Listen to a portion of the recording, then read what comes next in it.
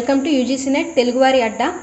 మనం UGC net JRF మేనేజ్మెంట్లో ఇవాళ డిమాండ్ అనాలిసిస్ గురించి డిస్కస్ చేసుకుందాం. Demand is made up of desire to buy something, willingness to pay for it and the ability to pay it's price. ఏమంటున్నారు? Demand అంటే ఏంటి అంటే, ఎవరైతే ఒక కన్జ్యూమర్ కానీ కస్టమర్ కానీ వాళ్ళ యొక్క విల్లింగ్నెస్ అంటే ఏం కోరుకుంటున్నారో, ఎంతవరకు పే చేయగలరు, వాళ్ళ యొక్క విల్లింగ్నెస్. ఓకే, అలాగే డిజైర్ అంటే వాళ్ళ యొక్క కోరిక, ఎంతవరకు కోరిక ఉందో ఆ ప్రోడక్ట్ని కొనటానికి, దాన్నే డిమాండ్ అంటారు. డిమాండ్ అంటే ఏం లేదు, ఎంతవరకు ఆ ప్రోడక్ట్ మీద వాళ్ళకి కొనాలనే కోరిక లేదా విల్లింగ్నెస్ కానీ డిజైర్ అన్న ఒకటే. Okay, and the ability to pay అంటే వాళ్ళ సామర్థ్యం. ఓకే, ఆ కన్జ్యూమర్ యొక్క సామర్థ్యం, ఎంతవరకు ఆ ప్రోడక్ట్కి పే చేయగలరు అనే సామర్థ్యం బేస్ మీద కూడా డిమాండ్ అనేది ఉంటుంది. Okay, let us go to the law of demand. The law of demand states that other factors being constant, price and quantity of demand of any goods and services are inversely related to each other. ఏమని చెప్తుంది లా of demand అంటే, there is an inverse relationship అంటే opposite relationship. అంటే for example opposite relationship of price and demand ఏం చెప్తుంది? ఏ opposite relationship ఎవరెవరికి మధ్య? ప్రైజ్కి డిమాండ్కి మధ్య. అంటే ఫర్ ఎగ్జాంపుల్ నా దగ్గర ఒక పెన్ ఉందనుకోండి, ఆ పెన్ ఫస్ట్ 10 రూపీస్ ఉంది. 10 రూపీస్ ఉన్నప్పుడు నేను ఒక టూ పెన్స్ కొన్నాను. ఆ తర్వాత దాని యొక్క ప్రైస్ 15 రూపీస్ అయింది అనుకోండి. ఇమీడియట్గా నేను ఏం చేస్తాను? అప్పుడు 2 పెన్స్ బదులు ఒక పెన్నే కొన్నాను అనుకోండి. అంటే ప్రైస్ ఇంక్రీజ్ అవ్వగానే డిమాండ్ ఆటోమేటిక్గా డిక్రీజ్ అయింది. అలాగే ప్రైస్ డిక్రీజ్ అయింది అనుకో, for example 10 rupees pen 5 rupees అయిపోయింది అనుకోండి. ఇమీడియట్గా నేను 2 పెన్స్ బదులు 3 పెన్లు కొన్నాను అనుకోండి, 3 పెన్స్ కొన్నాను అనుకోండి. అప్పుడు దాన్ని బట్టి ఏంటి అంటే, ఎప్పుడైతే ప్రైస్ తగ్గిందో డిమాండ్ ఇంక్రీజ్ అయింది. సో ఇన్వర్స్ అంటే ఆపోజిట్ రిలేషన్షిప్. అంటే ప్రైస్ ఇంక్రీజ్ అయితే డిమాండ్ డిక్రీజ్ అవుతుంది, అలాగే ప్రైస్ డిక్రీజ్ అయితే డిమాండ్ అనేది ఇంక్రీజ్ అవుతుంది. అదే లా ఆఫ్ డిమాండ్. ఓకే, అయితే ఈ లా ఆఫ్ డిమాండ్కి కొన్ని ఎక్సెప్షన్స్ అనేవి ఉన్నాయి. ఎక్సెప్షన్స్ అంటే ఏంటి? మినహాయింపులు. Giffen goods for example. Giffen goods is a concept that was introduced by Sir Robert Giffen. These goods are the goods that are inferior as the price increases, demand also increases or no change in demand. Inferior goods అంటే ఏంటంటే, day to day మనం daily use చేసే గూడ్స్ని inferior goods అంటాం. Example పప్పులు, ఉప్పులు, ఇవన్నీ కూరగాయలు, ఇవన్నీ ఏంటి అంటే గిఫెన్ గూడ్స్ అంటారు. ఓకే, బ్రెడ్, జామ్, ఇవన్నీ మనం డైలీ యూజ్ చేసే ప్రోడక్ట్స్. ఎగ్జాంపుల్ సాల్ట్ తీసుకోండి. సాల్ట్ ప్రైస్ 10 రూపీస్ ఉంది. 10 రూపీస్ నుంచి 15 రూపీస్ పెరిగింది అనుకోండి. ఇమీడియట్గా మనం సాల్ట్ వాడటం మానేస్తామా? మానం. అది ఎంత ప్రైస్ అయినా సరే మనం కొంటాం. ఎందుకండి? సాల్ట్ లేకపోతే మనం కూరలో టేస్ట్ ఉండదు. అంటే అది ఇన్ఫీరియర్, అంటే కంపల్సరీ మనం వాడుకలో ఉండే గూడ్స్ అనమాట.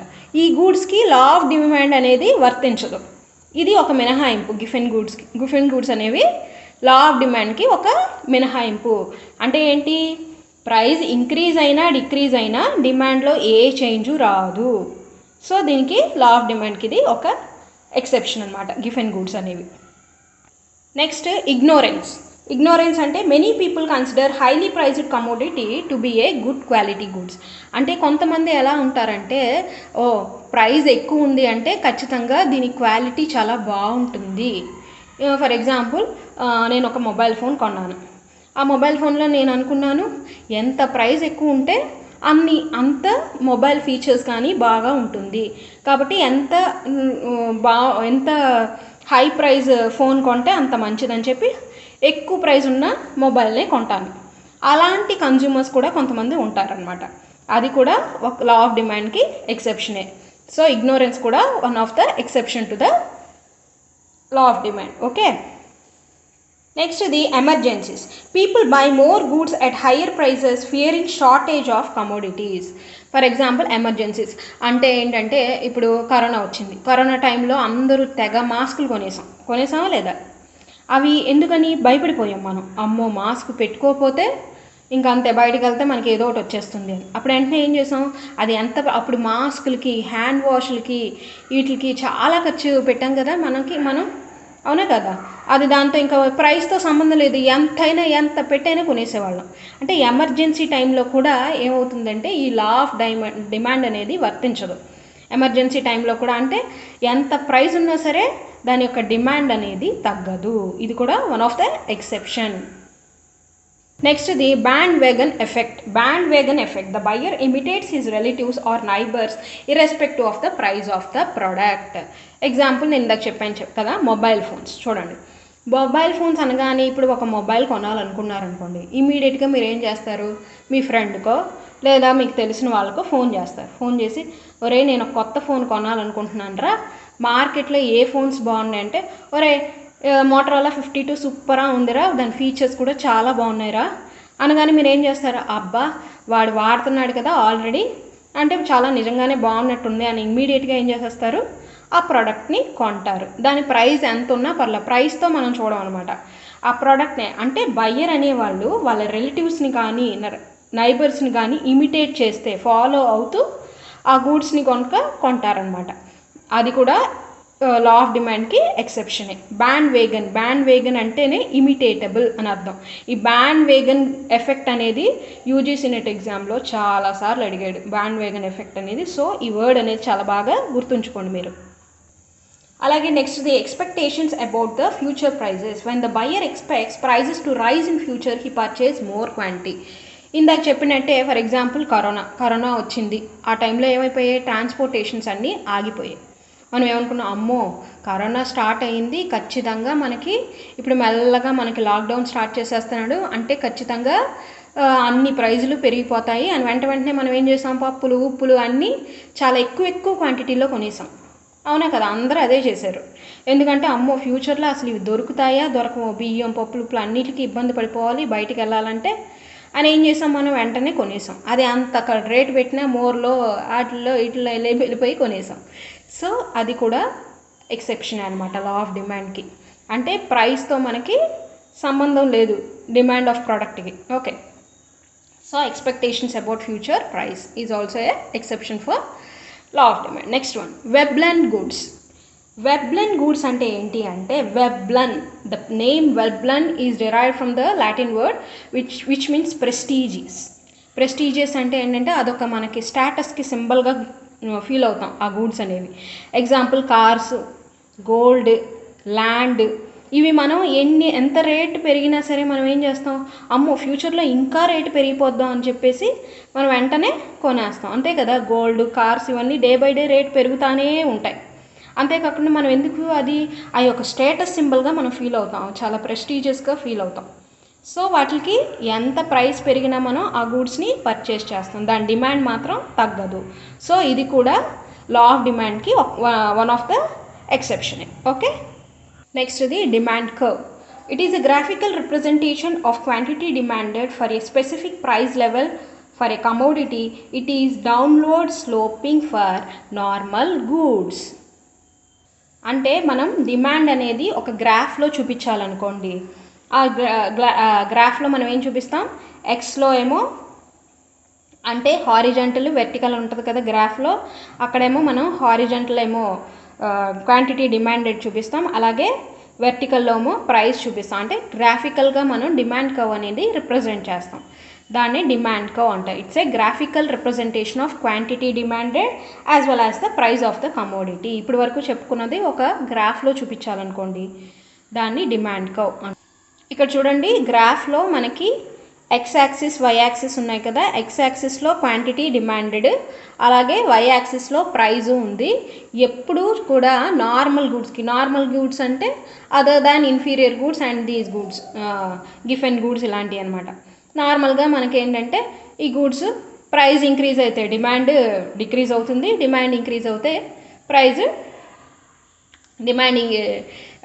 ప్రైస్ డిక్రీజ్ అయితే డిమాండ్ ఇంక్రీజ్ అవుతుంది. ఓకే, అలాంటి గూడ్స్ని నార్మల్ గూడ్స్ అంటాం. ఓకే, ఈ గూడ్స్ని కనుక గ్రాఫికల్ రిప్రజెంటేషన్లో చూపించాలి అంటే ఇది ఎప్పుడు డౌన్వర్డ్గానే స్లోప్ అవుతుంది డిమాండ్ అనేది. చూడండి, ప్రైస్ నుంచి డిమాండ్ డౌన్వర్డ్గా స్లోప్ అవుతుంది. ఇన్వర్స్ రిలేషన్షిప్ అనేది చూపిస్తుంది. ఓకే, ఇది కూడా బిట్గా important. Normal goods what is the slope for the normal goods అని చెప్పి ఆప్షన్స్ ఇచ్చి డౌన్వర్డ్ స్లోపింగ్, అప్వర్డ్ స్లోపింగ్ అలా ఇచ్చారనుకోండి, అప్పుడు మీరు ఇమీడియట్గా ఆన్సర్ ఏంటి? Downward sloping. నెక్స్ట్ వన్, మనం ఇప్పుడు డిమాండ్లో టైప్స్ చూద్దాం. ఇప్పుడు దాకా లా ఆఫ్ డిమాండ్ అంటే ఏంటి, దానిలో ఎక్సెప్షన్స్ మినహాయింపులు ఏంటి అనేది తెలుసుకున్నాం. డిమాండ్ కర్వ్ అంటే ఏంటో తెలుసుకున్నాం. ఇప్పుడు డిమాండ్లో టైప్స్ని తెలుసుకుందాం. First one, individual demand. This is the demand by a single customer at an individual level. అంటే ఎగ్జాంపుల్ ఒక పెన్ అనుకున్నాం కదా ఇందాక, అదే తీసుకున్నాం ఎగ్జాంపుల్. ఇప్పుడు నా పెన్ని ఒక్కొక్క కస్టమర్ ఎన్ని పెన్నులు కొంటున్నాడు.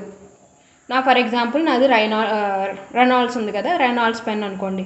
నా రెనాల్డ్స్ పెన్ని ఒక కస్టమర్ ఎన్ని పెన్స్ ఒక ఇయర్లో కొంటున్నాడు అనేది ఇండివిజువల్ అంటే సింగిల్ పర్సన్ ఒక ఇయర్లో ఎన్ని పెన్స్ కొంటున్నాడు అని తెలుసుకోవడమే ఇండివిజువల్ డిమాండ్. ఇది కూడా టైప్స్ ఆఫ్ డిమాండ్లో వన్ ఆఫ్ ద టైప్ ఏంటంటే ఇండివిజువల్ డిమాండ్ అంటే సింగిల్ కస్టమర్ ఎంత నా ప్రోడక్ట్ కొంటున్నాడు అని. నెక్స్ట్ వన్ చూడండి, market demand. It is the sum of all the individual demands of a commodity in the market. అంటే మొత్తం అందరూ ఒక మార్కెట్లో అందరు కస్టమర్స్ కలిపి ఎంత డిమాండ్ ఉంది నా ప్రోడక్ట్కి, అందరు కస్టమర్స్ కలిపిన డిమాండ్ ఎంత ఉంది, నాకు ఎన్ని గూడ్స్ అందరూ కలిపి కొంటున్నారు ఒక మార్కెట్లో.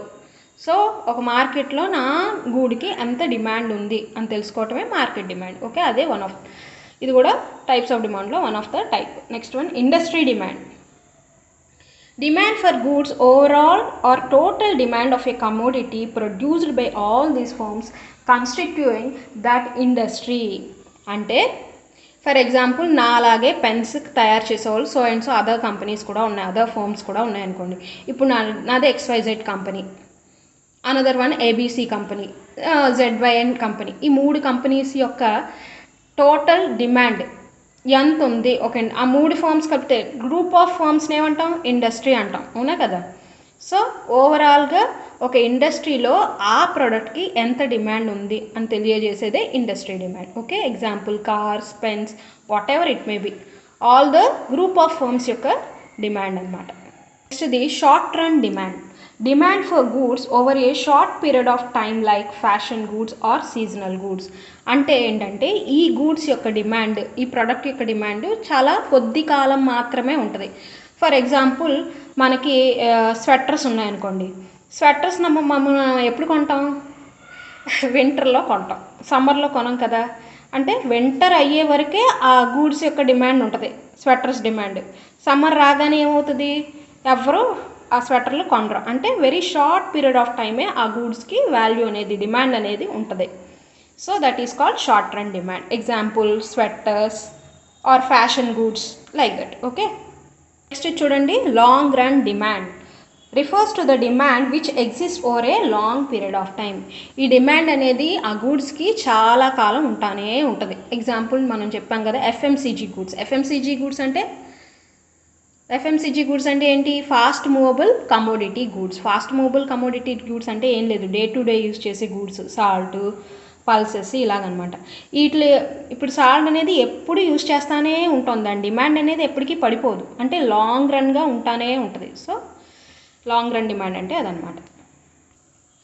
నెక్స్ట్ వన్ చూడండి, autonomous demand also called as directive demand is one that rises on its own out of natural desire to purchase. ఇప్పుడు నాకు ఫర్ ఎగ్జాంపుల్ నూడిల్స్ అంటే ఇష్టం, నేను రోజు బ్రేక్ఫాస్ట్లో నూడిల్సే తింటాను. అప్పుడు నేను ఏం చేస్తాను? ఎక్కువ నూడిల్స్ ప్యాకెట్స్ అనేది కొంటాను. అంటే నా డిజైర్ని బట్టి, నా ఇష్టాలని బట్టి ఆ డిమాండ్ అనేది, పర్చేసింగ్ డిమాండ్ అనేది ఉందనుకోండి, ఆ కమోడిటీ డిమాండ్ అనేది, దాన్ని ఆటోనమస్ డిమాండ్ అంటారనమాట. Example food, clothes. కొంతమందికి బట్టలు కొనటం అంటే చాలా ఇష్టం, కొత్త మోడల్ రాగానే షర్ట్ కొనేస్తారు, అవునా కదా. అంటే అలాంటి కస్టమర్ బేసిస్ మీద ఉంటుంది అనమాట. అలాంటి కస్టమర్ బేస్ మీద ఈ డిమాండ్ అనేది ఉంటుంది, దాన్నే ఆటోనమస్ డిమాండ్ అంటారు. ఓకే, నెక్స్ట్ చూడండి, derived demand. It arises because of the demand for some other commodities like demand for houses is autonomous and demand for cement, bricks, steel bars is derived demand. Example land rates కొంచెం తగ్గాయి, ఇమ్మీడియట్గా అందరూ ఏం చేస్తారు, అమ్మో land rate తగ్గిందని చెప్పి వెంటనే కొనేయటం మొదలెడతారు. అక్కడ కన్స్ట్రక్షన్ స్టార్ట్ చేస్తారు. స్టార్ట్ చేయగానే ఆటోమేటిక్గా ఎప్పుడైతే ల్యాండ్ రేటు తగ్గిందో బిల్డింగ్ కన్స్ట్రక్ట్ చేస్తున్నారో ఆటోమేటిక్గా ఏమేమి యూస్ చేస్తాం, బిల్డింగ్ కట్టాలంటే సిమెంటు, బ్రిక్స్ ఇవన్నీ యూస్ చేస్తాం కదా, ఆటోమేటిక్గా వాటి డిమాండ్ కూడా పెరిగిపోద్ది. ఇంకో ఎగ్జాంపుల్ తీసుకోవచ్చు. నాకు కాఫీ అంటే చాలా ఇష్టం అండి, అందుకని నేను ఎక్కువ కాఫీ ప్రోడక్టే కొంటాను. కాఫీ అనేది ఇప్పుడు ఇక్కడ ఏంటి, ఆటోనామస్ ప్రోడక్ట్. ఎందుకంటే డిజైర్, నా ఇష్టం, నాకు ఎక్కువ ఇష్టం కాబట్టి ఎక్కువ కొంటున్నాను. సో అది ఒక ఆటోనామస్ గుడ్. దాని యొక్క డిమాండ్ అనేది ఆటోనామస్ డిమాండ్ అంటాం దాన్ని. ఇప్పుడు దాని బేస్ కాఫీ తయారు చేయాలంటే ఏమేం కావాలి, పాలు కావాలి, షుగర్ కావాలి. కాబట్టి ఆటోమేటిక్గా మిల్క్కి షుగర్కి కూడా డిమాండ్ పెరిగిపోతుంది. ఆ మిల్క్ షుగర్ అనేవి ఏంటి, డిరైవ్డ్ డిమాండ్, అంటే ఆటోనమస్ డిమాండ్ మీద బేస్ అయి ఉన్న డిరైవింగ్ డిమాండ్. కాబట్టి వాటిని డిరైవ్డ్ డిమాండ్స్ అంటే బేస్ అయి ఉన్నాయి వాటి మీద. అలాగే డిమాండ్ ఫర్ డ్యూరబుల్ గూడ్స్. చూడండి, goods whose usefulness is not exhausted in a single day or single use. అంటే ఇప్పుడు ఒక్కసారి యూజ్ చేసాము. డ్యూరబిలిటీ అంటే ఏంటంటే యూసేజ్. ఇప్పుడు ఎగ్జాంపుల్, ఒక వెహికల్స్ ఉన్నాయనుకోండి, మనకి ఒక కార్ ఉంది, ఒక్కసారి యూజ్ చేసి మనం పక్కన పెట్టేస్తామా, కాదు, చాలా సంవత్సరాలు యూజ్ చేస్తాం. కాబట్టి దాని డిమాండ్ అనేది కూడా చాలా సంవత్సరాలు ఉంటుంది, అవునా కదా. దాని డ్యూరబిలిటీ యూసేజ్ని బట్టి దాని డిమాండ్ అనేది ఉంటుంది. దాన్ని డ్యూరబుల్ గూడ్స్ డిమాండ్ అంటారు. చూడండి next one, demand for non durable goods. Non durable goods are those which can be consumed once in a very short time. Example perishable goods. అంటే పెరిషబుల్ గూడ్స్ అంటే ఏంటి అంటే fruits, vegetables, ఇవన్నీ మనం ఏం చేస్తాం, ఒక్క రోజులోనే వాడేస్తాం, 1-2 రోజుల్లో, లేకపోతే ఇవి పాడైపోతాయి. పెరిషబిలిటీ అంటే ఈజీలీ స్పాయిల్డ్ అని అర్థం అనమాట. ఈజీగా పాడైపోతాయి కాబట్టి వీటిని డే టు డే కొంటానే ఉంటాం. కాబట్టి దీని డిమాండ్ అనేది ఏమవుతుంది, దీని డిమాండ్ అనేది లాంగ్ రన్నే, కానీ దీని యూసేజ్ అనేది మాత్రం షార్ట్ టైం. సో దానికి నాన్ డ్యూరబిలిటీ. డ్యూరబిలిటీ అంటే యూసేజ్, ఓకే, దాని యూసేజ్ అనేది తక్కువ కాలం వరకే ఉంటుంది కాబట్టి దీన్ని నాన్ డ్యూరబుల్ గూడ్స్. అదే లాంగ్ రన్లో మనం యూస్ చేస్తూ ఉండే గూడ్స్ని డ్యూరబుల్ గూడ్స్ అంటారు. Okay, these are the types of demand. So ఈ వీడియో కనుక మీకు నచ్చితే లైక్ చేయండి, షేర్ చేయండి. ఎందుకంటే తెలుగులో యూజీసీ నెట్ కోసం చూసేవాళ్ళు చాలామంది ఉంటారు. నేను తెలుగులో ఇక్కడ నుంచి అన్ని వీడియోస్ పెడతాను. దయచేసి లైక్ చేయండి, షేర్ చేయండి, సబ్స్క్రైబ్ చేయండి. Thanks for watching.